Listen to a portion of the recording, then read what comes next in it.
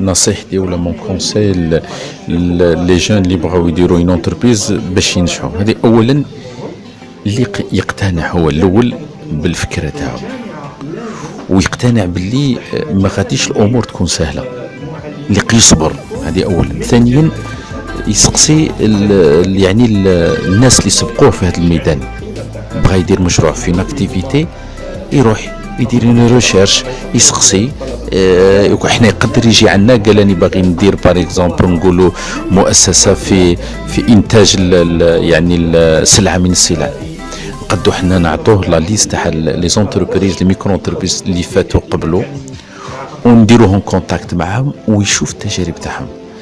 ثالثا لازم يتكون في هذاك اللي حتى لو كان يكون عنده تكوين في التسيير وعنده تكوين في لازم يدير تكوين في النشاط هذاك وشي الاخر النجاح يجي. احنا في الجزائر يعني مازال عندنا نقص اكثر من مليون مؤسسة، يعني مازال يعني المجال مفتوح، مازال فيها، مازال باقي مجال العمل، مازال باقي مجال الربح، مازال. ولهذا انا ننجح يعني لا جينيراسيون اللي راح يضربوا، نقول لهم بروفيتو من هذا يعني هذا الوقت. ثانيا بروفيتي من التسهيلات اللي راهي تعطيها لك الدولة الجزائرية.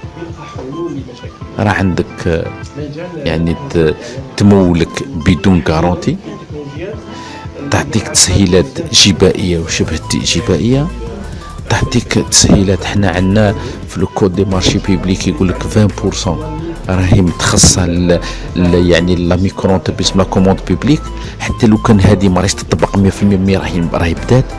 كاع هذه التسهيلات لازم يغتنموا الفرصه، هذا نقول لك الجيل تاع هذا الوقت، ويخلقوا المؤسسات تاعهم. Because passion is Greenlight's production reason to exist. We're not just a media and communication agency.